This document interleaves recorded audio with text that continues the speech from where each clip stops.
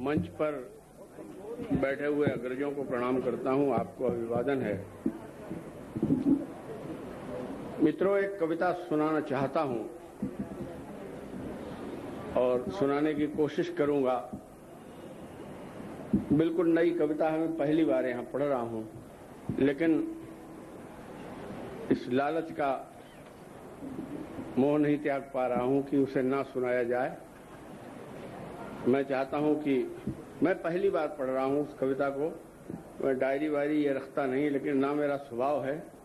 एहतियातन ले लिया, कहीं भूल जाऊं तो शायद आप से वो ना करें। लेकिन कविता इतनी जरूरी सी लगी मुझे कि अगर ये कविता ना पढ़ी तो कोई मतलब नहीं है काव्य पाठ का।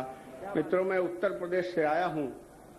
वहां पिछले दिनों जो घटनाएं हुई, थोड़े ही महीनों पहले मुझे इस बात पर बड़ा गर्व होता था कि मैं एक हिंदू हूं, विश्व का सर्वोत्कृष्ट धर्म मेरा धर्म है। लेकिन मैं हिंदू हूं, आज मुझे एक आत्मग्लानि सी हुई है। उस आत्मग्लानि ने मुझसे एक कविता लिखवाई है, मैं आप तक पहुंचा रहा हूं। जो नौजवान उन्हें अपनी भी ये आत्मग्लानि लगे, मेरे तेवर अच्छे लगे, वो आशीर्वाद दें। वैसे मैंने कभी कोई कविता इसलिए नहीं लिखी कि वो आपको अच्छी लगे। मेरी फिक्र ये रहती है कि वो आपको सच्ची लगे। ये मेरा वायदा है कि कविता सच्ची है। सुनिएगा कि जहर धर्म को पिला रहे हैं धर्म द्रोह के अपराधी। जहर धर्म को पिला रहे हैं धर्म द्रोह के अपराधी। श्रद्धा का सर कुचल रहे हैं जाति मोह के अपराधी। कि हम केवल चुपचाप खड़े हैं और पानी सर तक पहुंच गया, राजनीति का कीचड़ अपने पूजा घर तक पहुंच गया। हम केवल चुपचाप खड़े हैं, पानी सर तक पहुंच गया, राजनीति का कीचड़ अपने पूजा घर तक पहुंच गया। तो पूज्य पूर्वजों का अभिनंदन अपशब्दों से होता है कि हिंदू की पुरुषत्वहीनता का ही ये परिणाम है कि हम अपने आराध्य राम की गरिमा तक न बचा पाए। अरे मुर्दा है हम, इसीलिए तो जिंदा काशीराम है। हम अपने आराध्य राम की गरिमा तक न बचा पाए। अरे मुर्दा है हम, इसीलिए तो जिंदा काशीराम है। कि जहां संस्कृति युगों युगों से गीत राम के गाती है और जिस धरती की मिट्टी तक से गंध राम की आती है। कि जहां राम का नाम मुक्ति की परिभाषा बन जाता है और जहां राम का नाम जन्म से मरघट तक पहुंचाता है। जहां राम का नाम जन्म से मरघट तक पहुंचाता है, तो वहां राम की निंदा पर अब कोई भी प्रतिबंध नहीं। राम द्रोहियों की जुबान बेकाबू बिना लगाम है और हम अपने आराध्य राम की गरिमा तक न बचा पाए। अरे मुर्दा हैं हम, इसीलिए तो जिंदा काशीराम है। मित्रों, लखनऊ एक अपभ्रंश है एक शब्द का। हमारी धार्मिक जनश्रुति है कि इसका नाम लक्ष्मणपुर था। इसे राम के अनुज लक्ष्मण ने बसाया था। लक्ष्मणपुर, फिर लखनपुर हुआ, फिर लखनऊ हो गया। इस बात को ध्यान में रखिए कि वहां हुआ क्या कि पेरियार, जिसने कलुषित कर दिया धर्म के प्रांगण को, और पेरियार जिसने पैरों से रौंदा था रामायण को, राम की प्रतिमा को जूतों से जो अपमानित करता है, अरे लक्ष्मण की नगरी में उसके नाम का मेला लगता है। तालियों से सुनो या सन्नाटे से सुनो, लेकिन बात अच्छी लगे न लगे, सच्ची है। हुआ यही है मित्रों कि लक्ष्मण की नगरी में उसके नाम का मेला लगता है और हमने ये भी सहन किया। और ये सहनशीलता है तो फिर कायरता, बुजदिली, बताओ किस चिड़िया का नाम है। और हम अपने आराध्य राम की गरिमा तक न बचा पाए। अरे मुर्दा हैं हम, इसीलिए तो जिंदा काशीराम है। और जिनसे पंजा लड़ाने के लिए, जिन्हें अपना प्रतिद्वंदी मानते हैं, इस्लाम को जगह जगह के दंगे होते हैं। कुछ मैं सांप्रदायिक नहीं हूं, लेकिन हिंदू हूं। मैं आपसे तर्कों सहित एक बात करना चाहता हूं। हमें अपने शत्रुओं से भी, प्रतिद्वंदियों से भी सीखना चाहिए कि धर्म की संवेदनशीलता क्या होती है, धर्म के प्रति जागरूकता, उसकी रक्षा कैसे की जाती है। ध्यान चाहूंगा, सिर्फ कुरान की कुछ आयतों से छेड़खानी जीवन भर के लिए अंडरग्राउंड जीवन। सुनिएगा ये पंक्तियां कि मौत के साये में रश्दी की हर धड़कन अभिशापित है।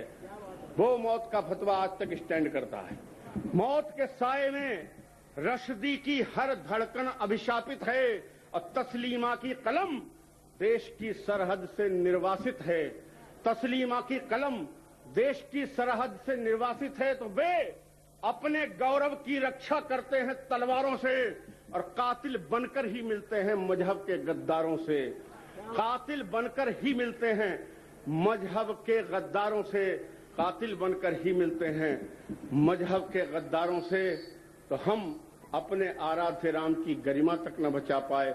और दूसरी बात यह कि हमारी जागरूकता क्या है। मित्रों, बड़ी शर्म की बात है मुझे कहने में, आपको शायद सुनने में लगे, इस कविता की प्रेरणा मुझे एक बहुत गंदी जगह से मिली थी। मैंने बीड़ी के बंडल का खाली रैपर देखा था।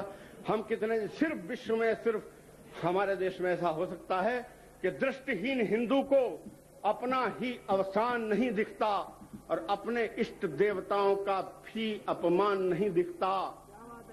हमारे देवता कहाँ रहते हैं? मैंने ढूंढे हैं।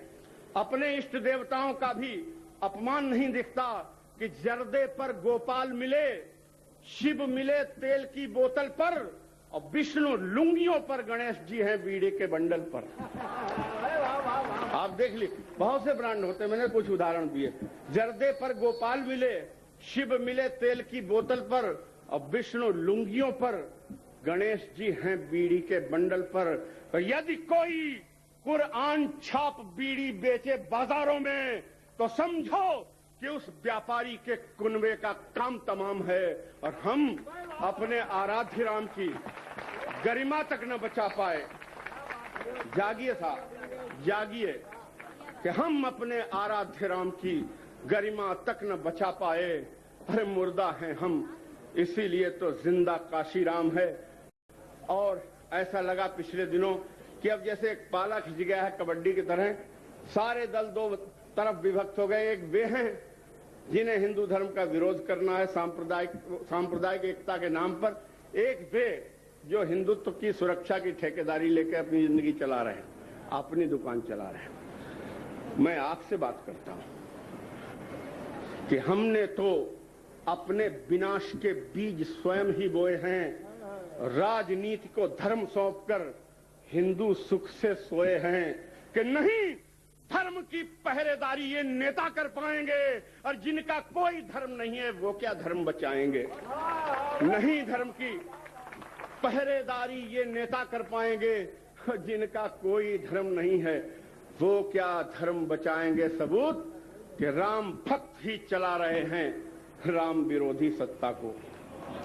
यहाँ बहुत से लोग बैठे हमारे आदरणीय हैं, लेकिन बात तो है साहब कि राम, हम उत्तर प्रदेश से आए साहब, राम भक्त तो चला रहे हैं राम विरोधी सत्ता को। अरे राम को गाली देने का ये कलयुग में इनाम है और हम अपने आराध्य राम की गरिमा तक न बचा पाए। अरे मुर्दा हैं हम, इसीलिए तो जिंदा काशी राम है। एक बात चलते चलते उनसे कहना जरूर चाहूंगा, अपने तेवरों से काशी राम जी की बात अधूरी रह गई है। मैं उन्हें कुछ सुझाव देता हूं कि खाली राम को गाली देने से उनका अभियान पूरा नहीं होगा।